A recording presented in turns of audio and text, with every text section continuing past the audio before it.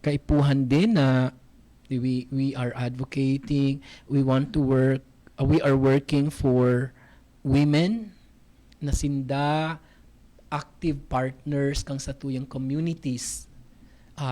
But of course, we also are working na magkaput man sinda kay mga organizations.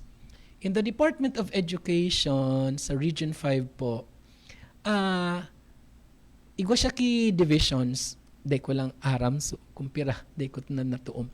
But among the division chiefs in the regional office, dominated po kan mga babae ang men division chiefs. Yes, out of the division chiefs, dua lang po ang lalaki. Siguro ang apat ang babae. So we have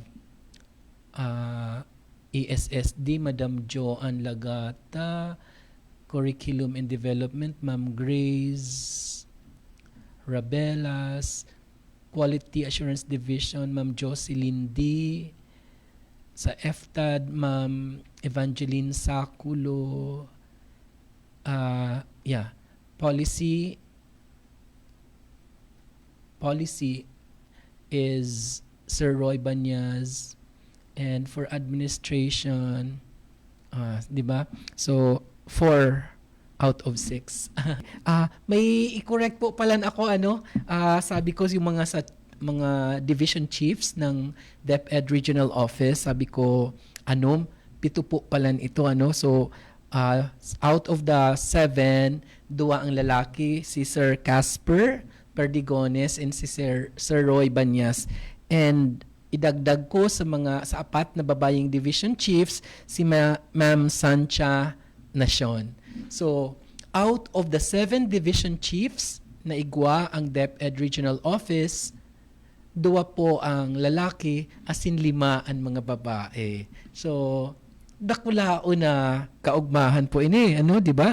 Para sa advokasya kang Philippine Commission on Women. And I don't know if this is a trend in the Department of Education. Pero talaga kang ako man na principal, mas dakul so babaeng principals kesa sa lalaki. For whatever reason,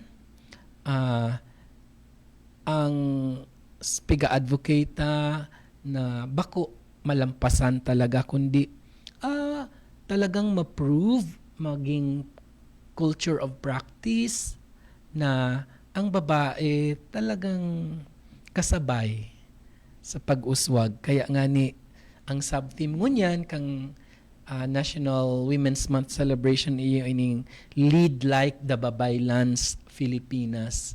So, pig-associate ining women leadership sa babaylan na mga kaitong pre-colonial Philippines whose authority was grounded in wisdom, empathy, authority, mediation, and moral guidance rather than force, hierarchy, or territorial power. So, maugmaman na kami nga po sa DepEd Regional Office, igwa kami ki Babaylan Awards 2026 honoring the women leaders of DepEd Regional Office number 5. So gabos na division chiefs, mga section and unit heads na mga babae, sinda po ang automatic Babaylan awardees in recognition, of course, of their leadership and their contribution being partners in the promotion of the different programs of the Department of Education that actually boil down to the improvement of quality education. Gabos man na bagay na pigigibo na yaon sa DepEd, maski anuman ang posisyon, gabos po yan para sa pag-asenso kang sa tuya mga estudyante through quality education. So, sa March 31, iuunrahon kang DepEd Regional Office sa pamamayo ni Dr. Gilbert T. Sadsad, asini Assistant Regional Director Bibiano I. Centillas ang Babaylan 2026, honoring the women leaders of DepEd Regional Office number 5. So, bako lang po sinda ang mapartisipar, bako lang ang mga kababaihan kang DepEd Regional Office number 5, kundi ang gabos na empleyado. Tanganing bako lang makiselebrate, kundi tawan ki honra, recognize the leadership of these women leaders. Maugmahon. Actually, ako po ang excited na maray kasi ako po ang God focal person. Ni-recommend ako ni Ma'am Sancha Nacion. And thank you sa designation na ini. Kaya inisurason kong nata ako nakaduman sa Manila kasudma para magpartisipar kang National Kick-Off kang Women's Month celebration. So, may mga suggested activities po ang Philippine Commission on Women para sa pagselebrar, pag-honra kang sa tuyang mga kababaihan ngunya na taon, ngunya na March, the whole month of March. Dahilan ta ini mandato, gabus po na ahensya kang gobyerno nagsiselebrar kang National Women's Month. And ini po sa pamamayo kang Philippine Commission on Women. Number 1 is the National Women's Month celebration themed flag raising activity or flag ceremony. So gabos na ahensya, mga LGUs are encouraged to integrate National Women's Month celebration sa announcements, sa reminders, messages, and activities during flag raising ceremonies. Igwangani kita baga ki anong apunta ka ini iyan na Purple Wednesday. So sa gabos na ahensya, LGUs, igwang pigapod na Purple Wednesday. So all employees are encouraged to wear something purple. Ako nga ni kang last Wednesday, dahilan ta sa kabisihan ko, iba ang nasulog ko. Nasulog ko sa uniform for Wednesday.